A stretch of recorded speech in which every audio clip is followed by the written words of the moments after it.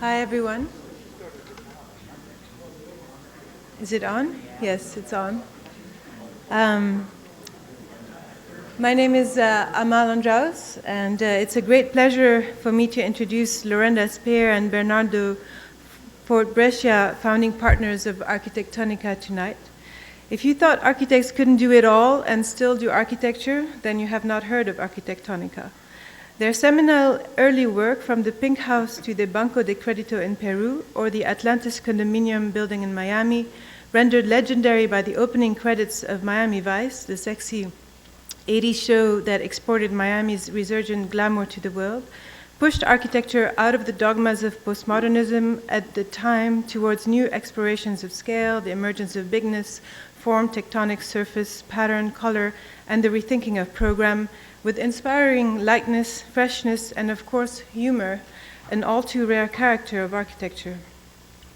From the small experimental studio they had formed in 1977, and through a radical commitment to experimentation, through relentless practice, Arquitectonica continues to startle the world with its projects today, which span everything from mixed-use developments, hotel and resorts, retail centers, offices and residential buildings, bank headquarters, as well as many other types, some of which they will show tonight.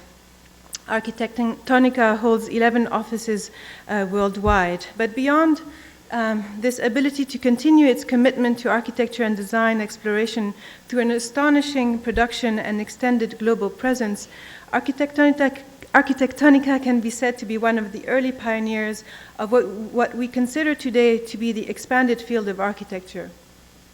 Moving early on beyond traditional boundaries of the discipline, Spear co-founded Arquitectonica Geo in 2005 with her partner Margarita Blanco, the firm's landscape architecture alter ego, which produced one of my personal favorites, the Ballet Valley parking garage in Miami. As well, Arquitectonica also has Arquitectonica Interiors and Laurinda Spear products. Since its founding in 1977, the firm has won too many awards to say tonight, but in testimony to the longevity of the firm's work, it won the AIA Test of Time Award for the Banco de Credito headquarters, the Atlantis condominium, and the Pink House. Arquitectonica's work has been featured in nearly 3,000 national and international publications, such as Time, Newsweek, Life, Fortune, Business Week, as well as numerous professional journals, such as Architecture Record, PA, Abitare, and L'Architecture d'aujourd'hui. Bernardo Fort-Brescia studied architecture and urban planning at Princeton University and received a Master of Architecture from Harvard University, where he later taught. And Laurinda Spear received her BA in Fine Arts from Brown University and is an alumnus of GSAPP and Columbia University. She also received her Master in Landscape Architecture later in life. It's a great pleasure to introduce them tonight. They will share many stories of their travels abroad, as well as their more local work in Miami. Thank you.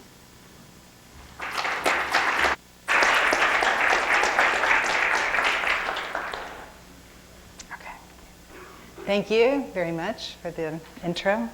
Thank you all for having us here and for listening to our little talk. And there are many people from our offices in attendance: our CEO, Tim Reedy, Margarita Blanco, the head of Geo, Sam Lucchino, the head of the New York office, Marissa Fort, Andy Lynn, Raymond Fort. And I'm wearing the Weston dress, which I'll be one of the characters in the story. The dress was made by Bradley Bayou. And he's a fashion designer in Los Angeles with my collaboration, because we needed to do this photo shoot. Bernardo's not going to be wearing his outfit.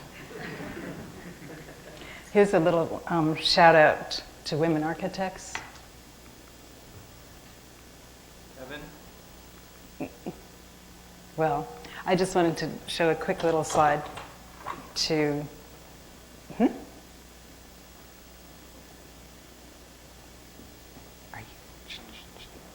Okay. You can look at Bernardo's outfit, because you won't be wearing it. Okay, so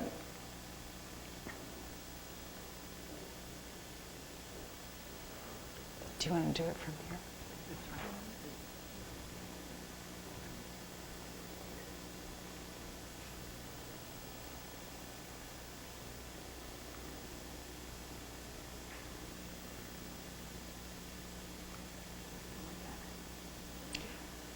can you operate it from up here? Do you want to go up there and operate it?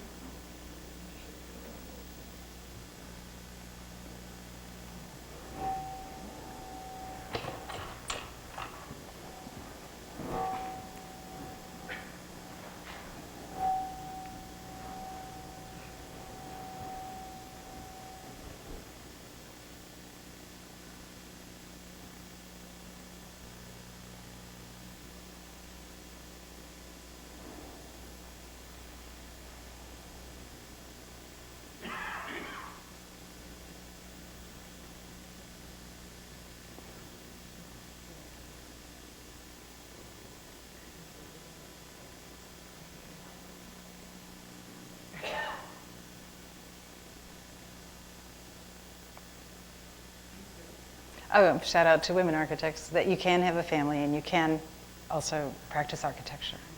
We began 35 years ago as an architecture office and have since expanded our scope of design. Arquitectonica Interiors works with our architects but also takes on projects of its own. Arquitectonica Products is an independent industrial and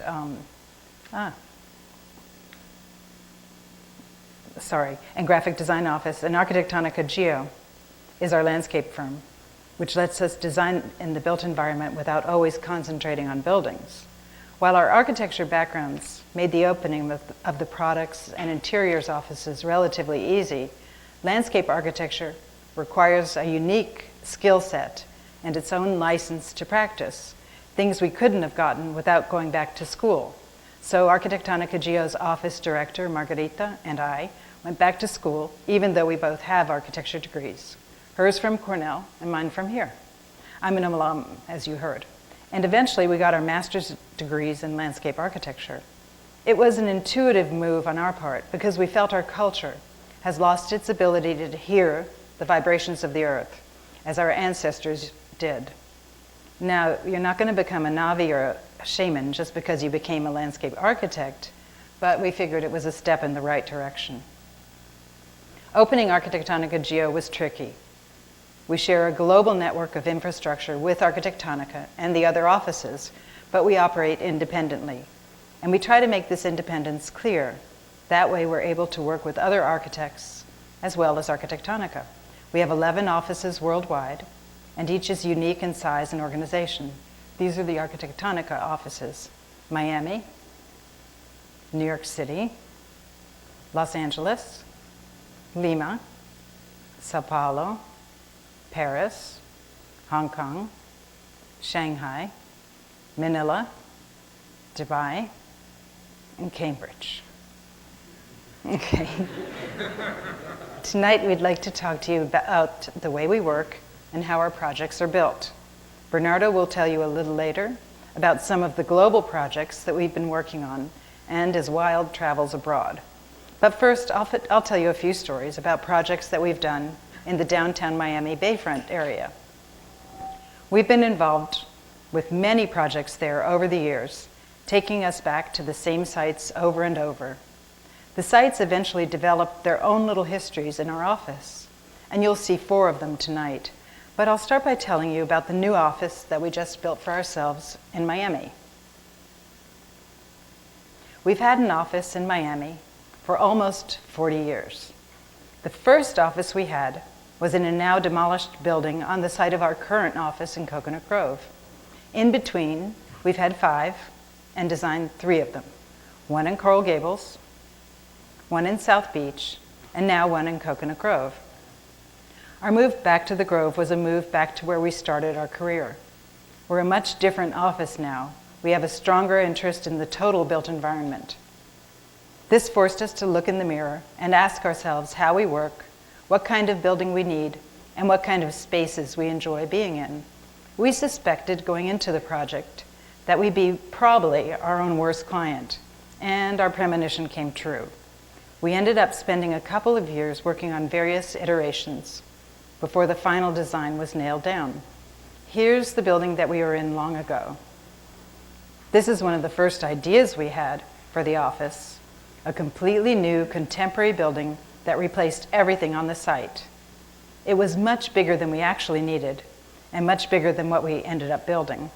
It had 2 floors of parking below grade and 4 floors of office space above. In the next option, we were going to keep the old building. Remember, this was our first office building, and add a new one. The new building shrunk down to 3 stories, and we got rid of the parking through an agreement with the city, renting spots in an adjacent garage instead. It was a more sustainable approach to designing our office. But as much as we wanted to do this, it turned out to be prohibitively expensive to keep the existing building. This is a rendering of what we finally decided to build, a little 2-story courtyard building. The design size was reduced twice, by 1 floor each time. We knew this was a more responsible financial decision. The market had just crashed, and also a more responsible architectural decision. The area is a neighborhood more than a city. Although we were convinced about the size, the building itself needed some work. This is what we submitted for permit approval, but of course it changed after that. As we were designing the new office, we found ourselves in a less than perfect situation. Our lease was up on the office space we were renting, and we had to move out soon. The old office is in the top right of the map, and the new one's in the bottom left. We needed to finish our new building quickly, but as you can imagine, the building process takes longer when lots of architects get together to design an architecture office. The building was about the simplest thing we could think of, which meant we could get our permits faster and start building. But just before construction started, we decided to make the building even simpler. It was going to be built in a very typical South Florida manner, finished in stucco with plain surface treatments and windows. At the last minute, we made the intuitive decision to strip it all bare. We removed every finish and called it a day, and the building's the better for it. It transformed from a dentist's office to an architecture office with that one move. We love that the building now clearly shows how it's put together. Inside, the building is mostly exposed concrete. The foundations are sized so we can add a couple more floors to the building, and it's in an area that's zoned as mixed use, so we can add housing above it if it ever makes sense. The building takes up most of the site, so it doesn't have a lot of landscaping, but it does have some. We have a public vegetable garden along the sidewalk with local tropical fruits, vegetables, and herbs. And around the trees in the courtyard, we used brick, the same material as mandated for the Coconut Grove sidewalks. We dislike the idea of bricks in the Grove. They get too hot in sunny places, so they don't make a whole lot of sense, but in the end, we decided to keep a consistent ground surface. The courtyard turned out great, but we made its construction more difficult for ourselves than it had to be. Rather than planting the trees inside it beforehand and building the office around them, we built the office, then had to figure out how to get the trees in. We were told we could lift them in from the top with a crane, but instead we chose trees with a small enough canopy that, when wrapped up tightly, could be squeezed in through the courtyard's main entrance. In the end, designing the building took much longer than we had anticipated, and we altered the design repeatedly, but we made ourselves an office building that we really like to work in, and one that gives back to the community, so the process, though grueling, was absolutely worth it. From this office building and our past Miami offices, we've designed many buildings on Miami's skyline. The highlighted buildings are ours. The downtown Miami Bayfront area has an especially high concentration of projects. In the water, you can see some of the ghosts of our unbuilt projects. Towards the right is Watson Island, where we've worked on a few projects at different times. That island's the setting of the next story. The Miami Children's Museum was going to be built on an inland site next to the Metro Rail, across from the Science Museum. From the beginning of the project all the way through the entire design process, that was the site. Most people in Miami would have been able to use public transit to access it. Plus, it would take the place of an old parking lot, so it was a great site for the building. For some reason, because they couldn't finish the deal for the site, because they became dissatisfied with the site, the museum couldn't use it. Instead, they were given a new site on an island in the bay, Watson Island, a site that at the time we designed a few projects for and were already pretty familiar with. At the bottom of this map is the original site, and at the top in the bay is the Watson Island site. When the museum moved to the island, a strange thing happened. The client liked the old design so much that they wanted to use that same design on the island. We'd made them a building based on the 4 elements: earth, wind, water, and fire. These are all very attractive to children, especially fire.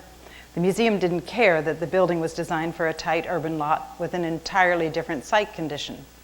This was much to our dismay. We begged them, "We'll design it for free." But they said, "No, we don't want to waste the time."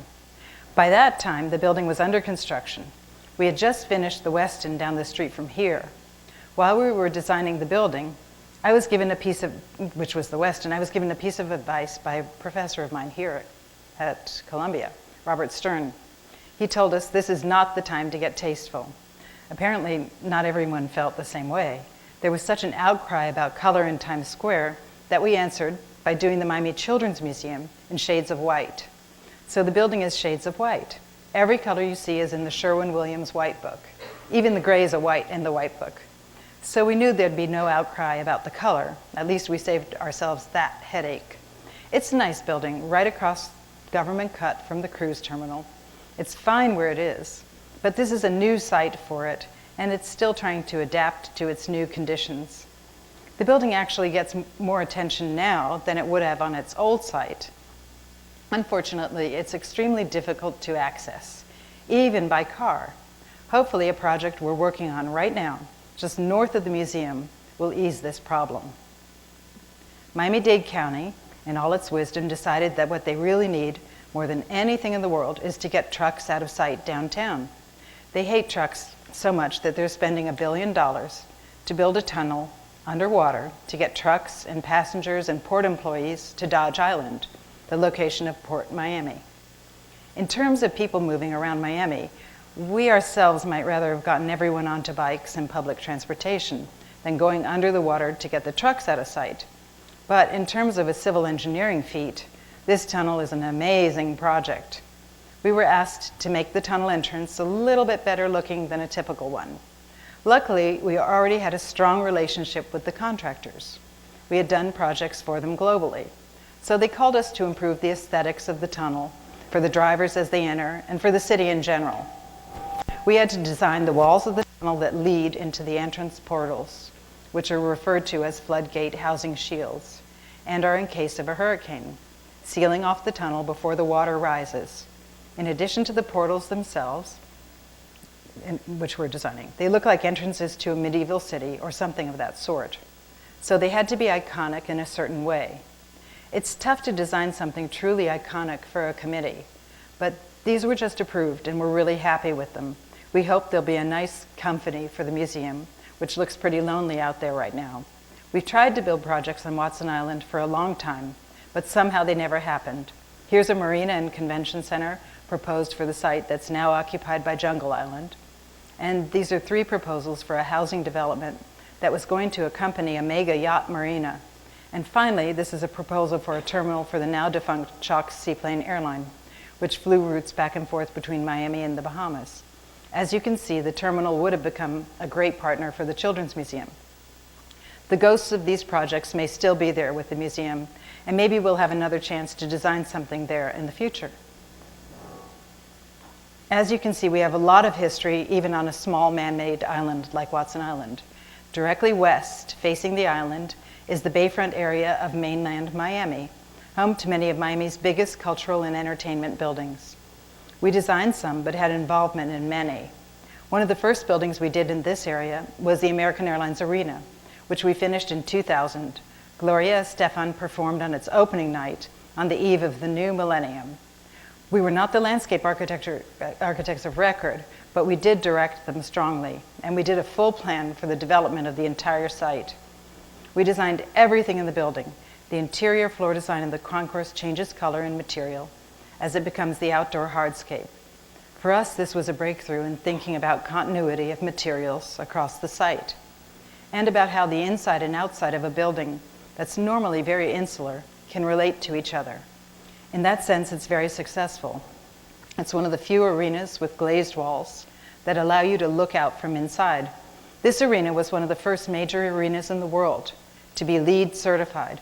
The other arena with that distinction is the Phillips Arena in Atlanta, which we also designed and was certified on the same day. On the inside of the building, clubs and suites are tucked under seating and encircle the court at a suite level. each with direct access to both outdoor terraces and inner court seats. The seating bowl surrounds the court. We made a heat wave across the bowl with different colored seating, and we were so into the project that we even designed a new court floor pattern and jerseys. Sadly, the MBA doesn't allow architects to have fun with these types of things. The building has been great for the MBA and for heat fans. They've even given it their own unique stamp of approval. The arena is the only building on a license plate in the country. Here's the arena during the championship parade, opening onto the street, and the arena opening out towards the bay in the opposite direction. Watson Island is on the far side of the cruise ship. The arena is surrounded by projects we've worked on, both built and unbuilt. We designed a proposal for a tower just in front of the arena, the Solar Universe Tower.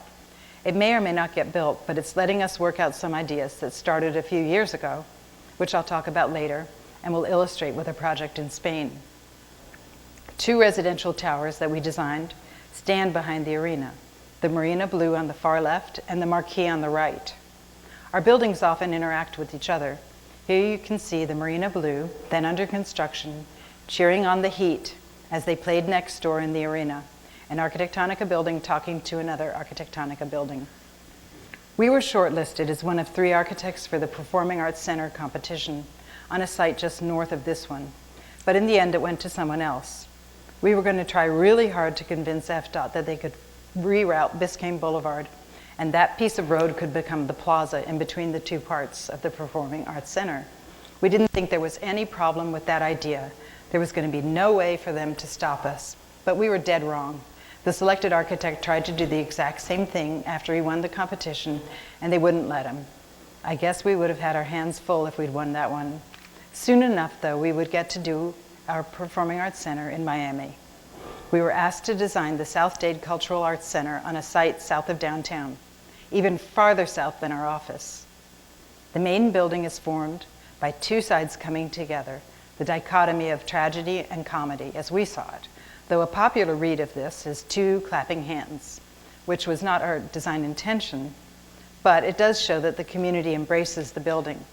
It's actually a complex of 2 buildings, the Performing Arts Center and the School Outreach Building, which offers classes to the community. The patterning on the buildings meets a bold landscape pattern on the ground. This hardscape is like a huge carpet for the buildings that reaches down towards the water with a little stage that follows along the edge of the canal. Through a county art program called Art in Public Places, we worked with the local artist, Robert Chambers, on the lobby. Drivers can see the stone sculptures, which were so heavy that we had to use slabs of ice to slide them around during construction, and the big LED wall glowing inside as they pass by. The main hall isn't that huge. It has less than 1,000 seats, so it's relatively comfortable and cozy. The educational building next to the main one looks out over the performance space in the back. The building is a little more lively than the more formal arts center downtown. It serves its community well and is intensely loved and used. In the end, we're just as happy that we got this project. Plus, we didn't stay away from the Bayfront area for long. Soon we became the landscape architects of the new museum park. Fresh into our career as landscape architects, we were selected by the MiMA Art Museum to collaborate with the design architects Herzog and Demeron on a project just north of the arena. The building is under construction now on a piece of land that's probably loved by many of you. It's where the Ultra Music Festival has been held for the last 10 years. The architects wanted a total integration between their building and the local landscape, and that was our directive as landscape architects. This was the first big commission for our landscape office to work with another architecture office besides Arquitectonica. We're landscape architects that really do have a feel for what architects want. Most of us are architects ourselves. We don't try to impose on architects because we know they hate that. So we work together with them to understand their intentions and to make responsible siting and landscaping decisions. Landscape architects should really be the first on a site because we go there to get a sense of the site in a way almost like a feng shui master. We were able to infuse our landscape architecture into unusual but interesting areas of the building, our secret areas of design. When visitors arrive to the museum by car, some will park beneath the building in an area unexpectedly full of vegetation and light.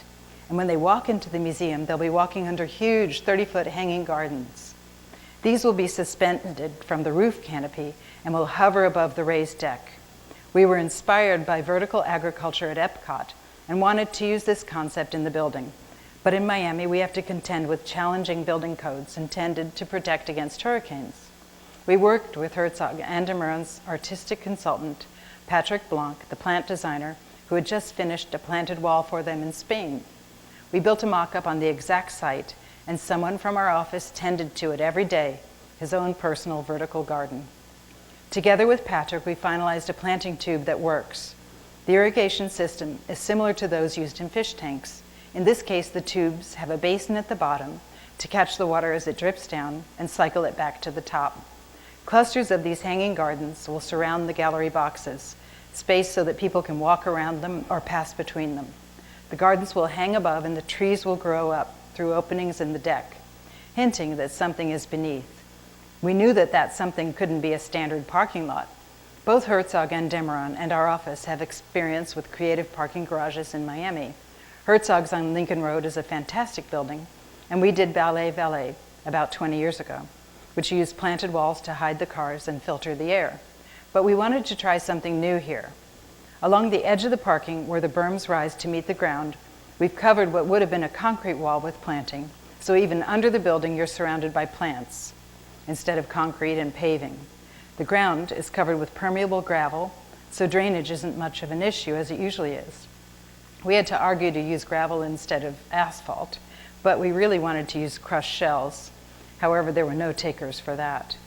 This obviously made it difficult to use safety yellow paint to mark the lines, so the parking spots are delineated with cast-in-place concrete strips. The openings in the main deck allow water, air, and light down into the parking. Grimshaw Architects, who was doing the Science Museum next door, wanted continuity at the ground level of the museums and asked us to continue our landscape design from the Art Museum to the Science Museum.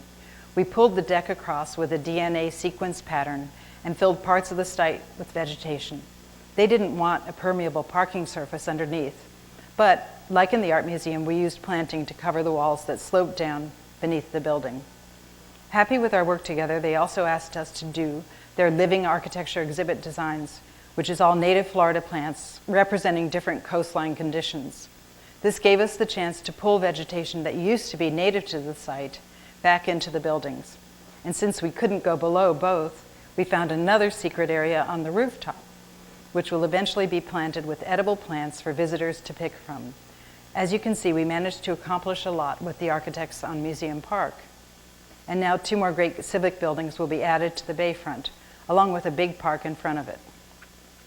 Even though these buildings are under construction, the site still serves as a space for major events in Miami. The Volvo Ocean Race is a harrowing, grueling, year-long round-the-world sailing race and will make its only stop in North America, in Miami, in May. We were asked to design the welcome tent for the city of Miami, where all the events will be held. Initially, we had dreams of glory with our design, but ultimately we had to resort to something out of a rental tent company kit of parts. So we designed a pattern that could be applied to the tent. There's still no tent or money for the tent, but there's a t-shirt with our design on it. By now I told you about most of our bayfront projects, but I still haven't talked about the bayfront itself. Many years ago, there was an RFQ for a bayfront walk that went from Margaret Pace Park all the way down to the mouth of the Miami River. We decided to respond to the RFQ and invited Maya Lin and Martha Schwartz to be part of the team. I had already worked with Maya because she did the art project in front of the U.S. Federal Courthouse, another downtown project we won after the Performing Arts Center slipped away. This building is located 3 blocks west of the bayfront, between the skyline and the elevated highway.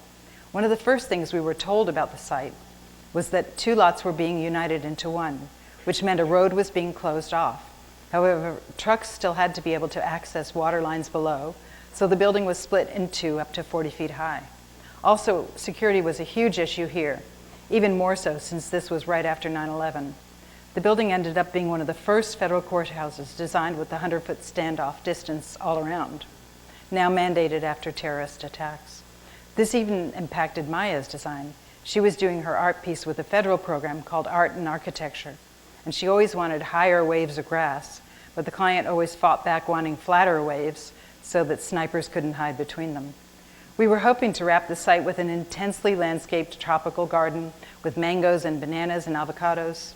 The judges were very for this idea, to encourage transients and anyone else to relax under the trees and snack on the fruit. But the federal government was on a different page. They didn't want people hanging around anywhere near the building. We ended up with nice landscaping, but no fruit and no transients. You can see that there is continuity from landscape to hardscape. The facades can be read like a book.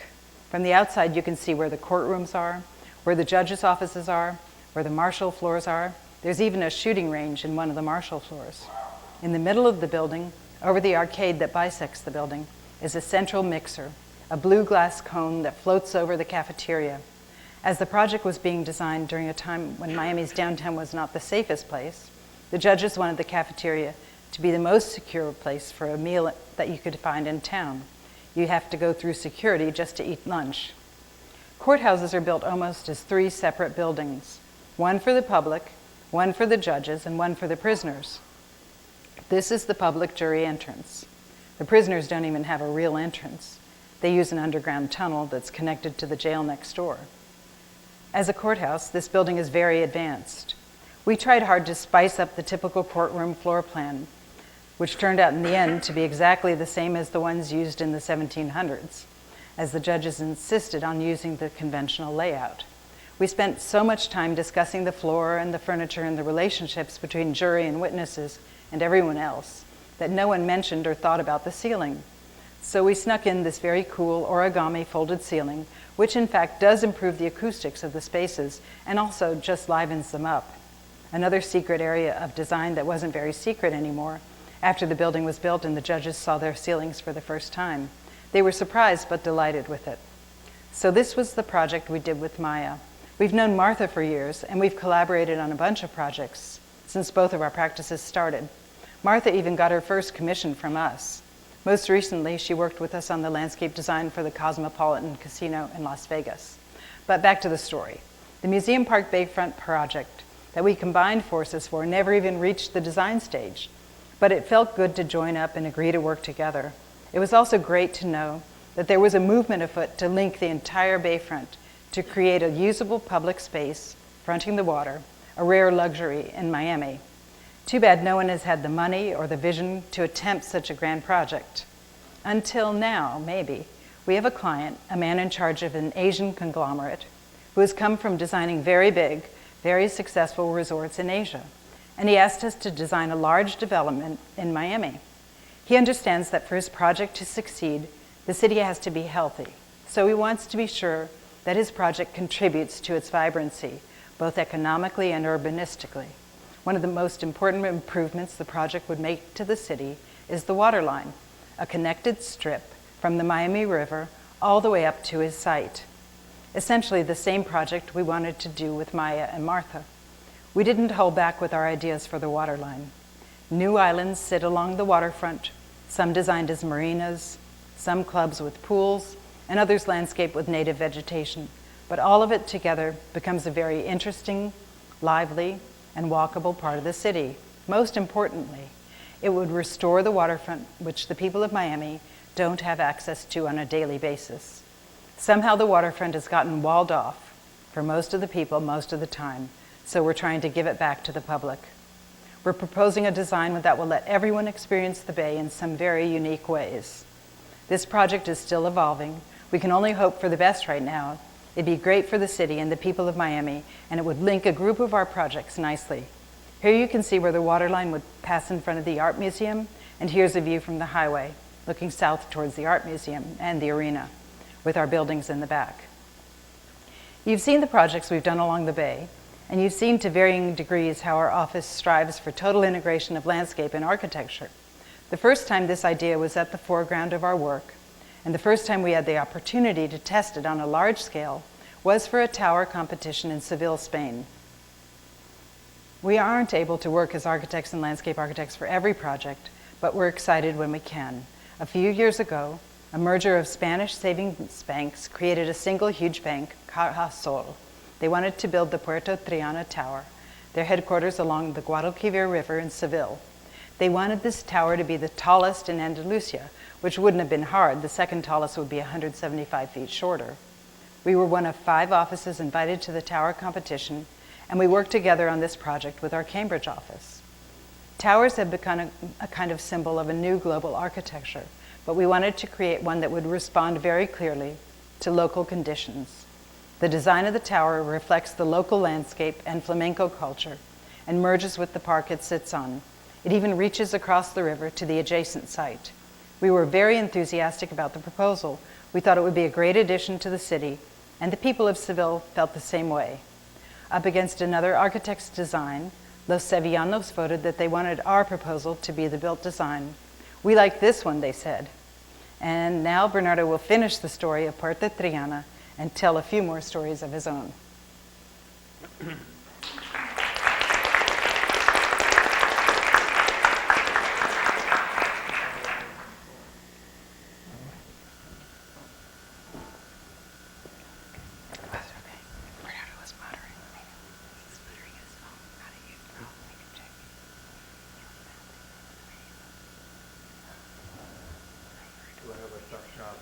It's working? To take you around the world in 20 minutes. Since I don't like to talk about myself, you can read about myself where it says the metal rabbit. I'm sometimes called the Energizer, but actually I'm the metal rabbit. That actually is what my Chinese definition based on the day I was born. And you can see it's quite different than Laurinda's, which is the metal tiger. But actually, we're both metal. So maybe that's has something to do with the fact that we work together. It is, but reading that will maybe explain what I'm going to show you. Laurinda wanted me to tell you about this competition. I generally don't like to talk about competitions, but it is, but somehow somebody put together these models and my scribbles and my ideas on how to get started with a concept and with a program. But this actually shows you the building in the end on how we started to propose it with vertical wall on the south side, that is the energy collector in a very hot and sunny place, Seville, and the south side opening to the views all the way down the river towards the Mediterranean. It is at a long distance, of course. This is not right next to the ocean. But this shows you the building and how it folds and transforms itself from a vertical building into a horizontal building that creates a whole street that leads all the way back to the city and to the train station and to the river. And how that horizontal component of the building transforms itself, into the vertical piece that is the tower that we were proposing. But it is part of our origins in Europe, where we have practiced now for a couple of decades, and started a long time with a building that we did over a highway that was a performing arts center in France, in Dijon, and that eventually from this first public project we started doing other works in Europe, including a small bank building, not so small, about 150,000 square feet in the middle of Luxembourg. It was our first bank building, and this client actually called us because he had seen a publication of one of our first banks, the one that I did in my native Peru, where I grew up.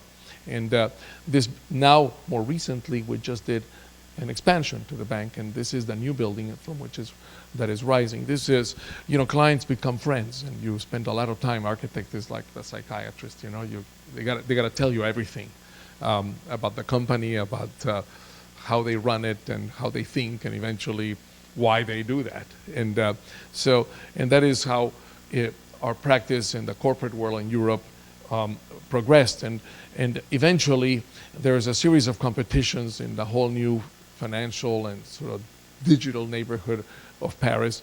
And we happened to have won 3 out of the 4. And the first one that we were awarded is where the old Port of Paris used to be, where you see these 3 buildings sort of anchored on a bar that is now the headquarters of Microsoft Europe. It's a very large building. It has 1,700 researchers, about 650,000 square feet. And next to it, the headquarters of the telephone company of France, Bouygues Telecom, and later a second building replacing this one for a German company, Decca. And it is, this you can see the plan that tells you how you have to respond to every place. You know, Europe has what we think is lead. In Europe is the code. What is the code in Europe for several decades already is what we now have to get certification and go to classes and get all kinds of documentation. In fact, you can see this building, if it would have been perfectly along the river, all the windows would have been facing west into the western sun. And instead, this reoriented the building to the north and south and created a series of open spaces, and also provided, look how thin the building is. American buildings are very deep, and there's not a lot of light that enters into the deep spaces. And in Europe, the law says that the maximum depth from the window to the inner layer is 7.5 meters, which is nothing. It's really essentially one office, because a person has a right to natural light. And the whole issue of right of light, there you see the master plan for that whole district that we now have completed in Paris, and you can see here some of the buildings as they have been finished, and including the entrance here. You see how the green roof rises up to the building, and this is a third one of these buildings that we have done in that neighborhood. You can see the other one behind as well. It is, I was telling you this about natural light because the rest of the world, I think, appreciates it a lot more than we do, and how it is in their minds the most important way of saving energy is to use the sun as the source of light. It is in Paris that we are under construction with another tower right now in La Défense. It's a 55-story building that is nestled between other buildings. In fact, we had to demolish 2 old buildings that had asbestos and all kinds of problems. And in between all these buildings, there's this narrow base from which it gets started, and then the building can grow above that. And this is a new tower that we started for BNP Paribas, one of the large banks in France, and for Carlyle, an American investor. And this is the building as it is rising now. And you can see in the close-up how we deal with the issues of fire separation and light.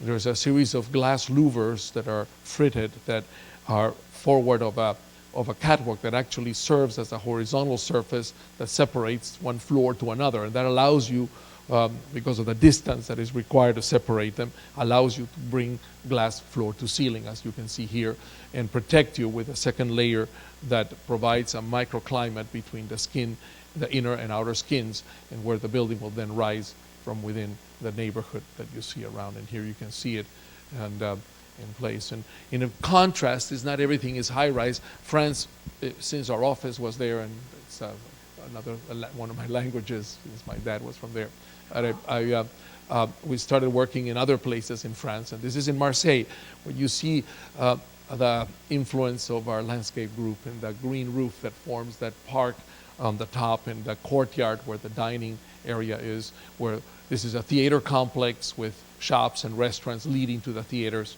And you will see some of the images of the project and opening in the center that leads to the restaurant complex. This is entered from the sides. It's a very narrow site with a very short frontage, and with another important frontage onto the highway where the theaters are located. It is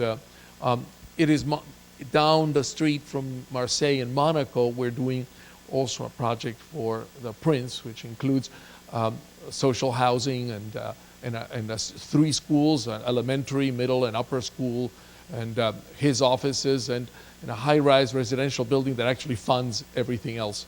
It is that is sold usually to investors and foreigners from other places. And you can see the building cascading that down the hill. You can see the street that actually makes it right through with a change of elevation, about 10 stories, as you go down from one level to the other. It is also in Europe that we do other residential work, which is the origin of our practice in Florida. This is in Milano. This is a new and tallest tower in Milano that is right at the edge of the older city, looking towards the old city. But Italians are accustomed to apartments that are 1 per floor. So in fact, you can see here that there's 3 buildings that are nestled and clustered together, and that they have natural light on 3 sides. There's a small, a medium, and a large apartment. You can get any size, but all sizes irrespective have that orientation in all directions. They come off the core in the middle, and have that ability to have cross ventilation and views in all directions. And you can see here the first studies of the building and how it rises into the sky within that frame. It is, we have other work that we're doing in Europe. I see it all blurry from here, but maybe, I don't know how it is over there. This is a new project that we're doing in London right now. It's interesting that you find out things that I wasn't aware. During the Victorian times, there were many famous architects doing amazing neoclassical buildings throughout London, but they were all poor. And I learned that through this project that they actually have had a second career. All of them were developers, and they would go in behind the beautiful buildings that they would do. They would actually build warehouses for storing the hay for the horses and horse stables, and they did rather less distinguished buildings for their own account. And it was, and it is one of those, several of these buildings that are not deemed historic that are part of our project, and we decided to keep them anyway. And we thought they were interesting enough, and since they were not in the register and we had a height, our client asked us to, our client wanted to demolish, but we actually instead started adding other pieces to the street. And here you can see it. This is right off Trafalgar Square. I mean, to the right of us is the the National Gallery.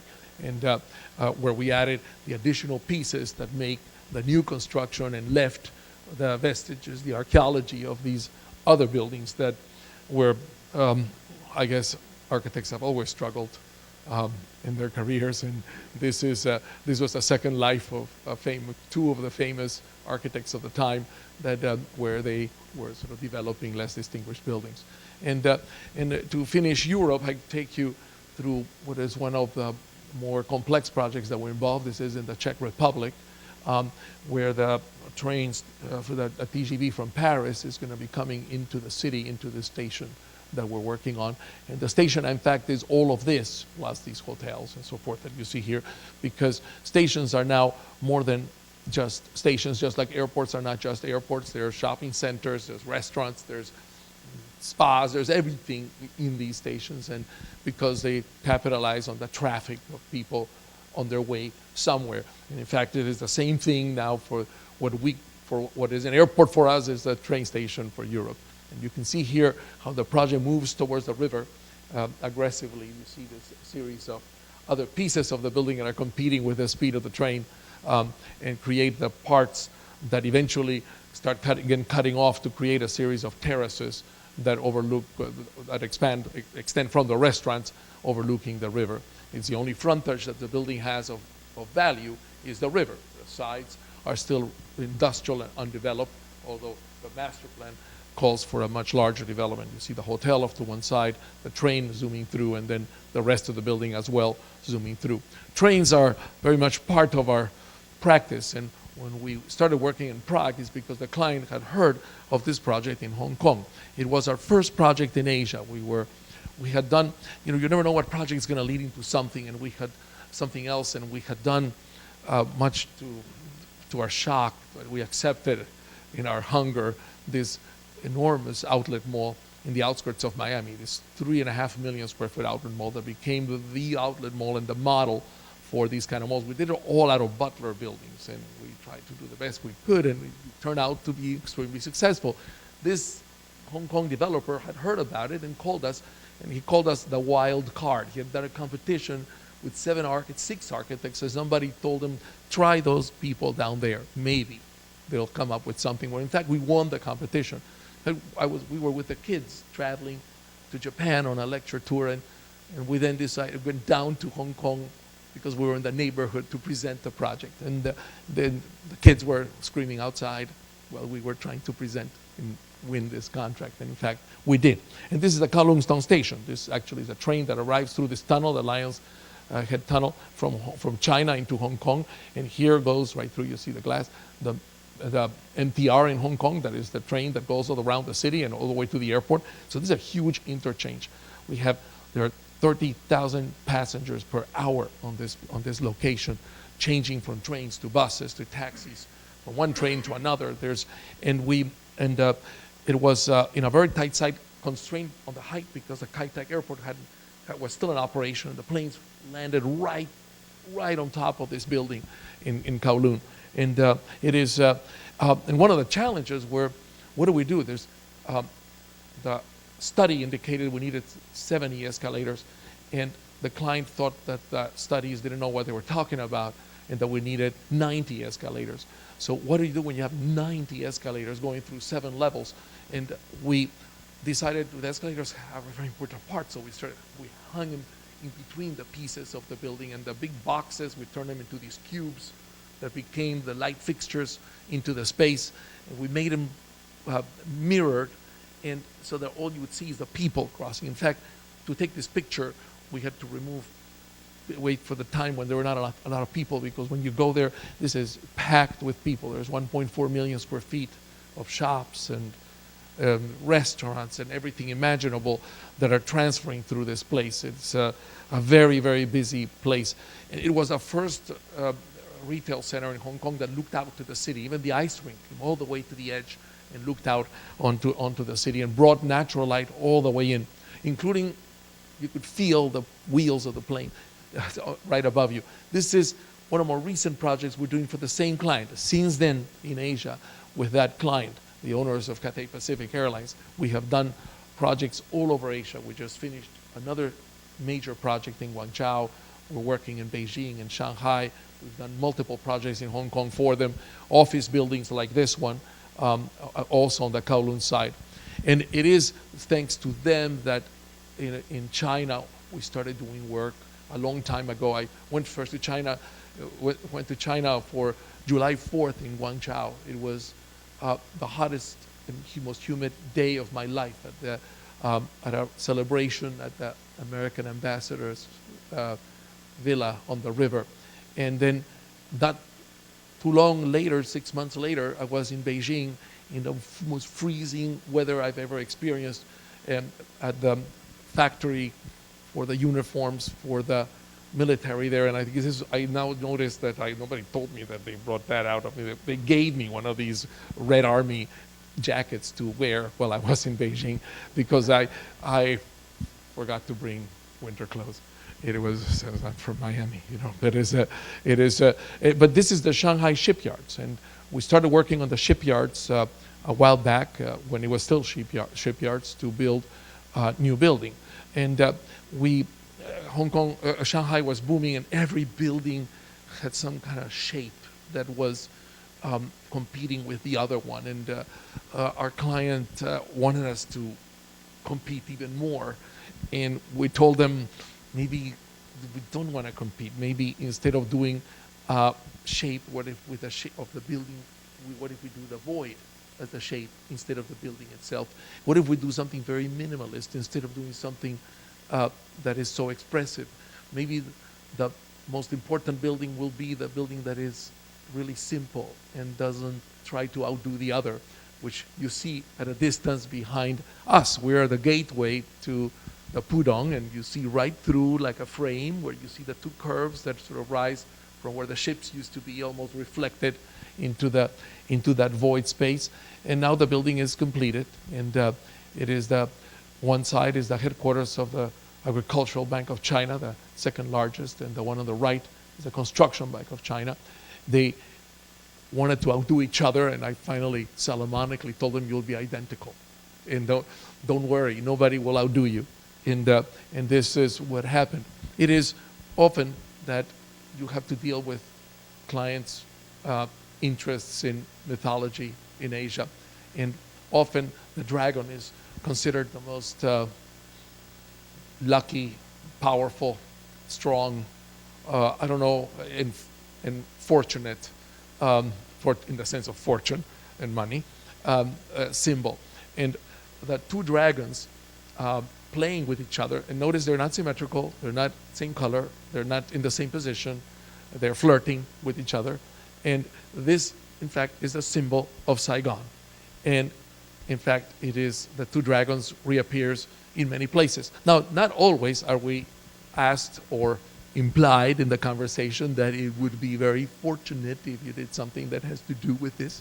But occasionally, this has happened. And we try to find a subtle way to deal with this.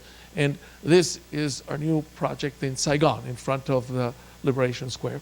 Actually, on that statue in the middle is of a French general on top of a horse. Is actually not. It is, and this is in the center of Saigon, at the main circular plaza, and where we're doing these two new towers. And notice, in the geometry, almost like you see where the hotel lobby is on top, and the club or the residential, and the office down, and the retail. But it all ends up being these, or at least we managed to believe that it was two dragons. It is that were playing with each other. And the same thing happened to us in Dalian, where we're doing the headquarters of the equivalent of the eBay of China, and where these two towers, the headquarters and the hotel and the conference center, and are all coming together in this composition that actually maybe you can see it better in this view. This is in northern China. It is our practice when you are in a neighborhood. You know, Woody Allen said that the most important thing in life is being there, showing up, being around. It is, this is our latest project in Korea. These are the drawings of the elevations of what are three of the giant corporate companies in the region: Daiwa Securities and AIG, now AIA Insurance, and one of the large Korean banks, Korean Bank. And this is a new Seoul Financial Center. It also includes a very large hotel, Ritz-Carlton Hotel. And you can see here being completed, the project, what you see on the right-hand side. The buildings are very close to each other, and we felt that the corners were almost touching each other. And in fact, we thought that the only way was to start carving those corners and starting to separate the buildings against the sky and against the base, and removing pieces of the corners. And the square footage was such that we decided we only can deal with two opposite corners, and that is what you actually see in those drawings, and how you see how the folding and pieces that are being eaten up and removed reveal the structure and the truss work that actually tie those corners where they lost the rigidity. It actually is the actual structure that forms those buildings, and here you can see them now almost completed, and some of them are actually, a couple of the buildings are already ready to be occupied. And it is in the region that we started working in many other cities. This is in Singapore. This is the actual photo, by the way. It's not a model. Of one of our earlier projects, actually after the Kowloon Tong Station. This was the other project that we did in Singapore. It was the earliest project in Singapore. And it is from that project that we've gone to do other buildings in Singapore, like this one under construction, and this one that is in design right now. There's a new code about sky gardens, and I was called and told, I did the sky garden 50 years ago, or whatever, 30 years ago in Florida. Why don't we get us some sky gardens, because we can get additional density. And in fact, this is what we ended up doing, utilizing the formula. And this is a new project that we are doing in Orchard Road in Singapore, and that is now going into construction documents. Singapore is the capital of the region, and one of the places we've done many other buildings is in Indonesia, and this is in Jakarta, the headquarters of one of the largest banks there, and including, of course, the boardroom at the top, where it becomes the light, where it recesses and projects, and those become the two pieces of light, the only pieces of light that illuminate the building aside from the inside occupancy. It is up the street from in Kuala Lumpur that we're doing the expansion of the convention center and the new tower with offices and hotel, right across from the Petronas Towers. It is the Petronas Towers makes references more to the architecture of the history of the region, and specifically of Malaysia and the temples. And our building, in its folds and angles, actually is making its homage to the peaks in the north of Malaysia, to a very famous peak. In fact, it relates more to the geography and nature of the country. And there are other projects happening of all sizes in the region. This is the Visa offices in Manila. We're doing American Express and Visa and other horizontal buildings. You can see here the building under construction now in the Philippines. There's a whole neighborhood that we have been working on for many of the multinationals that have been moving, including the new arena and the new convention center. You can see the arena now under construction, and it's actually the garage for the arena, with the shape of the arena sort of repeated into a pattern right next to it that you see here, all under construction, and all the cars of the construction workers. I'm moving around the world into Bombay. This is another one of our, this is an office building that we're in Bombay that is now underway. It is enormous floor plates. This is doesn't look like it, but it's 1 million square feet of offices inside this for one of the high-tech companies in the country. You see the buildings, everything is sitting on a little corner that finally touches the ground. And it's not all glamorous. We also do low-income housing in India, and this is a very large low-income housing project that we're doing there that contrasts with, I just got these pictures of a project that we designed in Abu Dhabi. And when I received it, I had never believed that this could be possible, that they would build it 82 stories. And I said, oh my God, it's actually up in there. I hadn't been in Abu Dhabi in a long time. And you can see some of the other work that we're doing in Abu Dhabi. But this is together with Geo. And the important part of the master plan here in Abu Dhabi that we've done is what you see here in the middle. This used to be the palace of the Sheikh of Abu Dhabi. Now no longer, as he died, and the Sheikh has moved to a remote palace, and this is being turned into a museum. But the Sheikh's history was about his interest in horticulture and what kind of plants could grow in the desert. So we created a central park for the neighborhood that right now is a big wall. This used to be the grounds, and segregated 2 parts of this park, one to create a horticultural exhibit, a botanical garden about horticulture, and where plants will be grown and people could learn about it. On the other side, there's an arboretum, because he also studied what kind of trees would grow in the desert. And Geo did a whole study on plants that don't need water, and fruits that don't need water, and all sorts of plants that can survive with just simply the humidity in the air, and without needing irrigation. And this whole central park is made out of natives or special plants that correspond to the weather in that location. It is, you can see here the plan of the whole new redevelopment. This is in the center of the city, and we finally managed to continue roads that were never able to cross, and this was a huge blockage because the palace grounds were what blocked the city. It is in the Arab world that we also are doing other projects, and this is probably the only project that I have never seen the site, and I will never see the building. This is in Mecca, and we're doing a very large hotel here, about 10,000 hotel rooms for the days when people come from Ramadan and Hajj. If you're not don't have an Islamic certificate, you cannot enter the city of Mecca, so the meetings are in Jeddah, and just 80 kilometers away. It is, and you can see here the project as is it being developed, and you can see here the luxury hotel is a tall tower. We only allowed 1 tall building, and then the rest are the more horizontal buildings. They have a series of voids. This is up the hill. You can see here the level of the courtyard up on top, and as it descends and connects to the public transportation system that takes the pilgrims into for their pilgrimage to the sacred site in the center of the city. This is one of the 2 projects that we're doing currently in Mecca. It is, and I'll show you, this is the prayer hall. All these hotels have very important and large prayer halls within the premises, and there's of course many restaurants and other facilities for when they can eat during Ramadan. They can eat only after sundown. It is, this is the rooftop lobby of the more luxurious of the hotels, the luxury hotel that is at the exact angle and focuses from up there. You can see all the way to the holy site.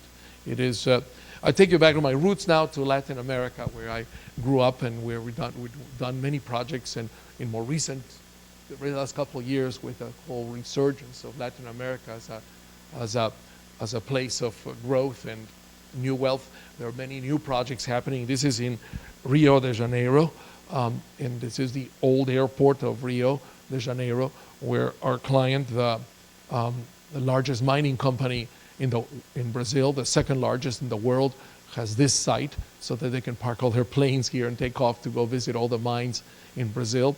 You can see the harbor and the view to the Sugarloaf, and this is our site. We had to replace the parking that the airport has here, so there's a gigantic garage for the airport and for our building that, as you see it here. There's a courtyard, and the building wraps around that courtyard, and there's a passage for people to make it to the entrance to the airport from other sites in the neighborhood. It is, you can see here the building is a huge floor plate, and this building is about 700,000 square feet for such a large company, and it symbolizes all the kinds of mining that the company does. This is open cut. I come from a mining history in my family, so I'm very familiar with these things. This is the tunneling into the earth when you cut through the rock. And then in the center of the building, this is the garage that Gio is working on with the cascading greenery. Of course, this is no Abu Dhabi. There's plenty of water, plenty of rain, plenty of humidity, and for anything to grow. And it is. And then when you look into the center of the building, you see the third kind of vertical boring that exists in mining as you drill down into the earth looking for the minerals. It is, I'll show you only one more project in Latin America. This is where I grew up in Lima, and this is the studies for the headquarters of LAN Airlines. LAN Chile, LAN Peru, LAN Colombia, LAN Argentina is the largest airline, and this is the new headquarters in Lima next to the airport. And looking always for some imagery, some story to the building. You can see the volumes that are as if the building was taking off. You can see the movement from zero to takeoff. You can see that little point when the building touches the ground and then starts moving upward. There's a series of other views that here show you the actual design of the components of the building. It's perpendicular to the runway, so it's away from the noise, but also away from the east and west lights. It has sun protection from the north because we're the southern hemisphere, of course, so the sun is coming in the other direction. And you can see here some of the views of the building. It's thin and long. This is European style. Everybody has natural light. Nobody's left out of the light party. It is actually this question of natural light in London, for example, the volumes that you saw is because there's actually a law that is called right to light, and people have the right to light, and any new building, anything that gets built cannot take away light that somebody had earned the right to have. And it is, in this case, of course, the light exists, you're not blocking anybody, but there's still the concern of how to earn it. You can see here at the bottom, the courtyard in the building. And the last thing I'm going to show you is a couple projects in America, back to the country where we started our practice. And this is in San Francisco, in Mission Bay, where we started on the first residential project that we did there with townhouse-type buildings on one side, and some taller buildings on the other side, and the diagrams that start forming. This is the actual envelope that you receive from the city of San Francisco. It actually cascades down. It's very specific, and then you start working within that envelope to create your project. And you can see here the actual buildings as they actually form that sort of interlocking puzzle of a series of vertical, almost like row houses along the inner street, and the taller buildings on the other side, and the courtyard that is created in between the taller and the lower buildings. And of course, the southern light coming from above the lower buildings into the courtyard. And these are some of the views of, and this is a second much larger project in San Francisco. You can see here from the site plan, it's a half a city block. It's 1,900 apartments in several blocks. This is our first master plan and analysis of the project, and you can see here the gardens and the landscaping that occurs in the ways of getting the light through the middle, through voids, through the buildings, so that we calculated the sunlight. And in fact, San Francisco is the only city in America that has right to light. In fact, the high point is here, the low point is here, because there's a plaza here, and you calculate it down to December 21st at 3 p.m. and what happens if you're blocking light. It's very strict, so it actually cascades diagonally as you see it here. And here you see the first of the buildings now completed, It's a rental building of 650 units, mostly studios and one bedrooms. This is rental housing. This is no glamour of luxury condos. You can see here where the existing motel is that we finally vacated and we're beginning demolition.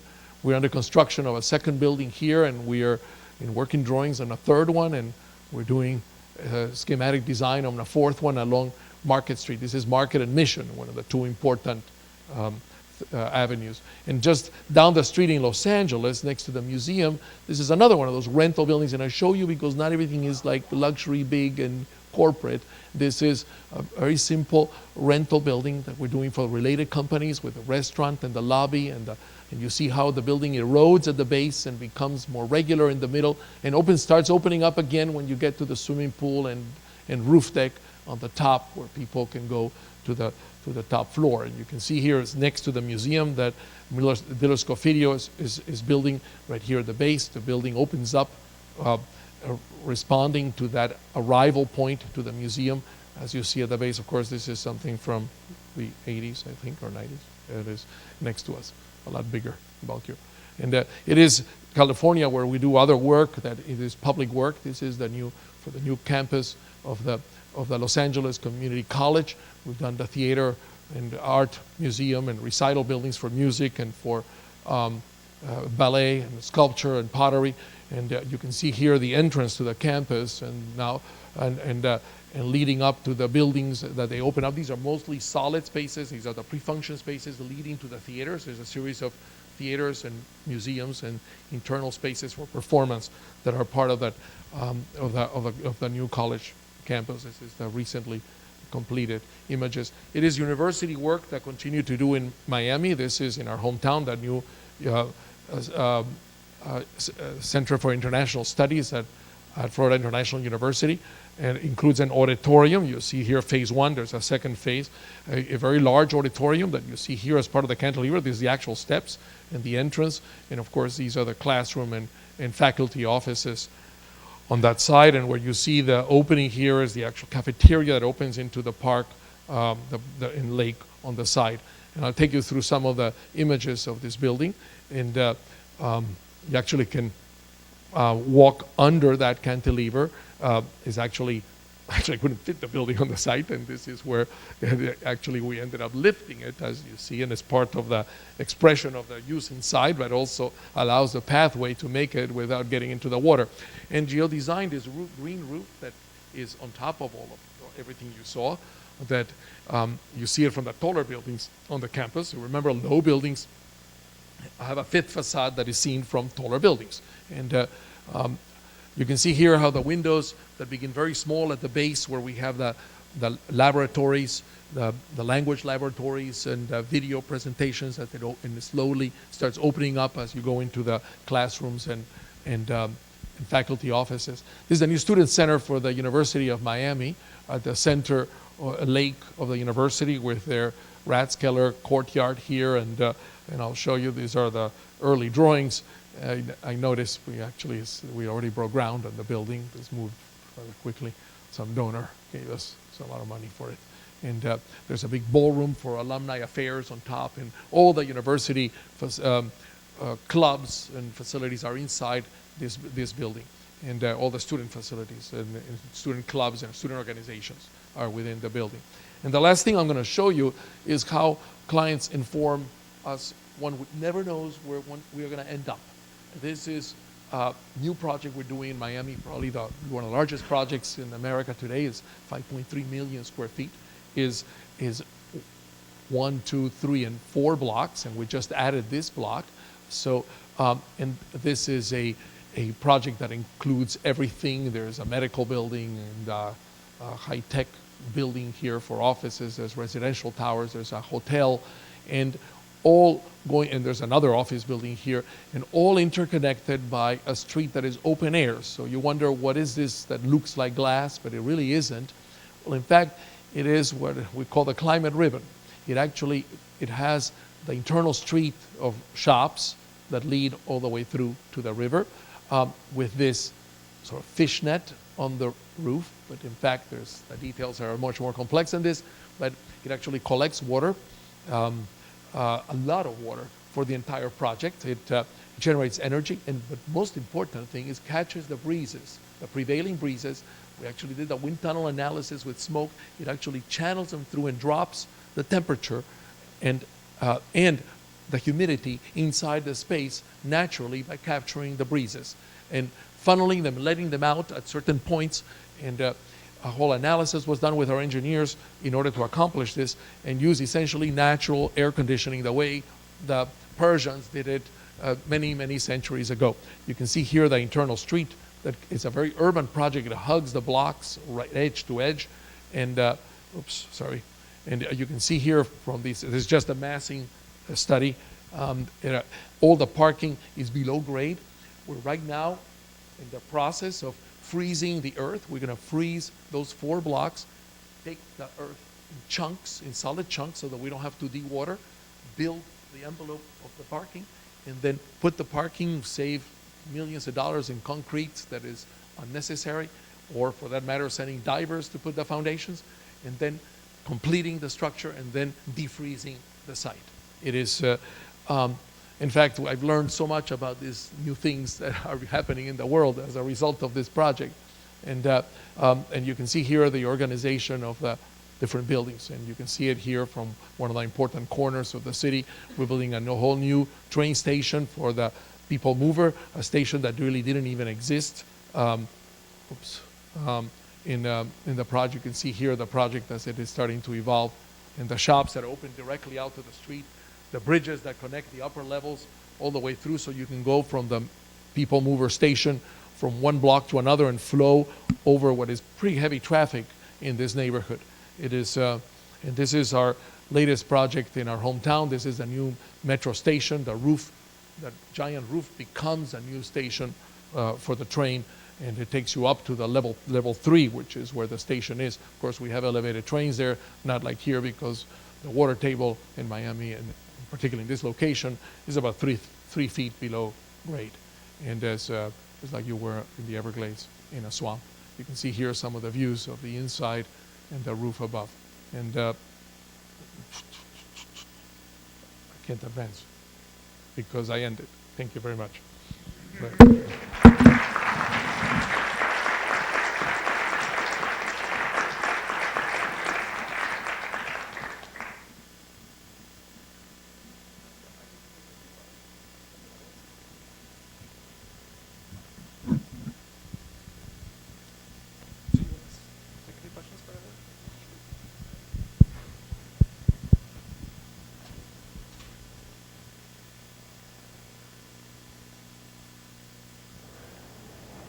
Any questions?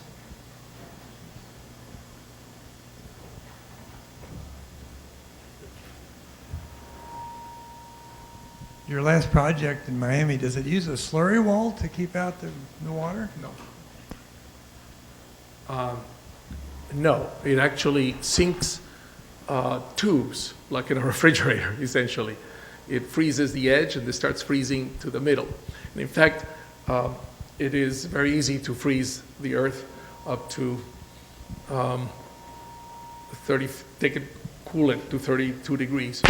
The biggest challenge is to take it from 35 to 32. Once it's at 32, nothing matters. So, in fact, it can be done summer or winter, it makes no difference. It goes very quickly from whether it's 90 degrees or 60 degrees, and then, no, it doesn't use, in order to do this job, we put a perimeter wall that is like a slurry wall, but it's not. But there's no water. This is all solid, and that's how it removes it.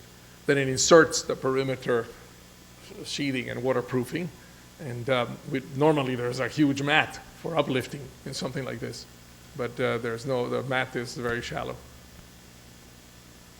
It's actually quite simple. It's a French system that we had used successfully in Hong Kong, where there's water issues, and thought of the idea of bringing it to Florida, which is a similar environment and similar tropical environment, and with water table problems, where the cost of doing underground work is almost prohibitive otherwise.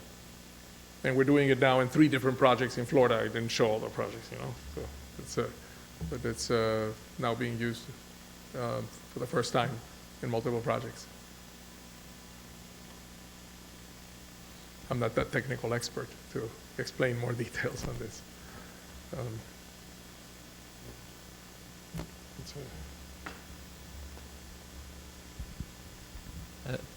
I was wondering, I couldn't understand the overall project.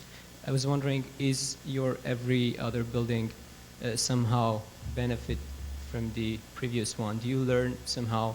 Is there like one concept that you continuously develop? Well, it's, everything is building on something that you did before. Absolutely, you learn from the previous experience. Sometimes you learn from a mistake, of course, but you build on the foundation of what you learned in the previous project. And one of the advantages of practicing all around the world is that there's cross-fertilization. You learn things that people have invented in one place and you bring them to a different place. It is,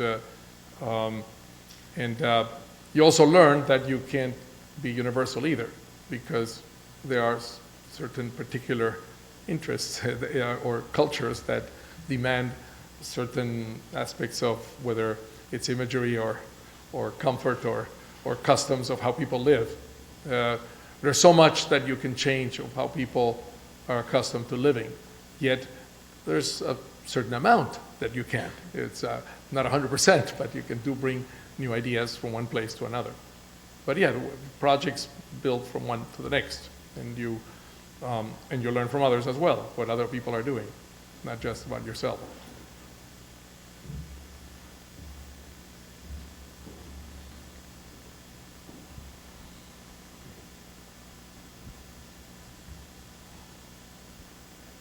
Are there other questions from the audience?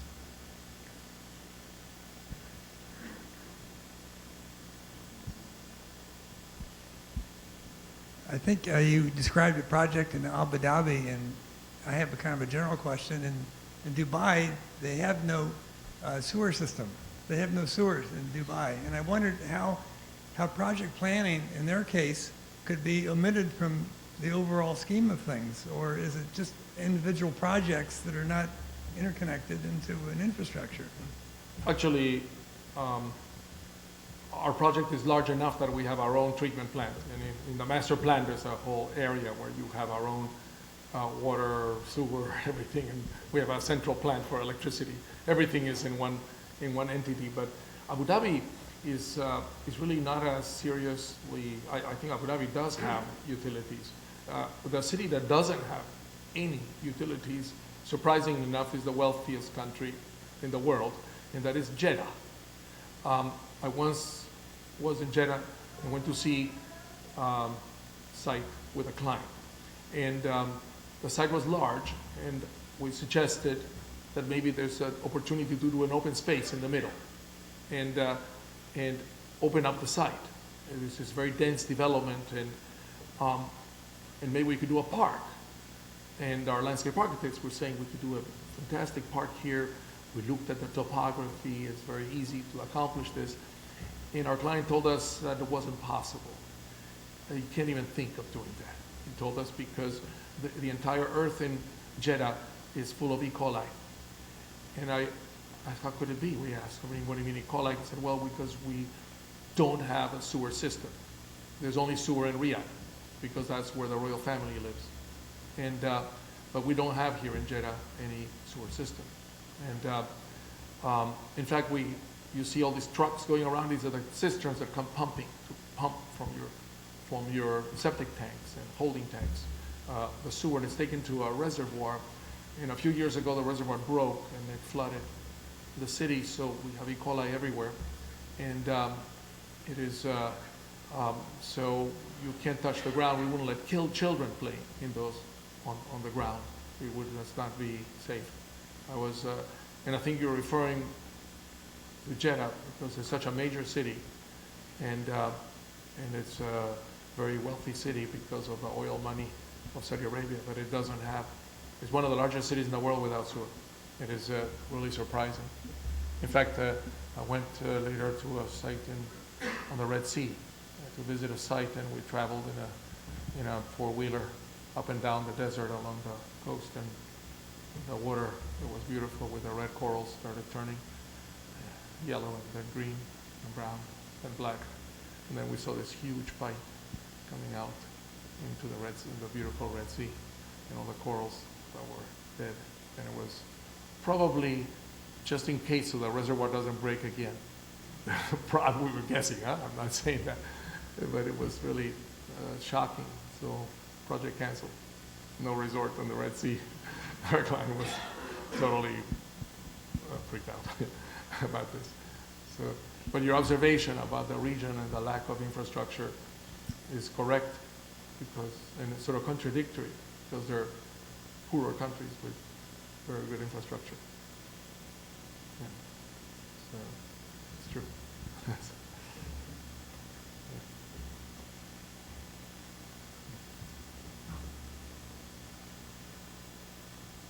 Any other questions? Okay, well, I'd like to thank Laurinda and Bernardo for coming this evening and for a wonderful lecture. We'll have a reception in the cafe, so please join us now. Thank you.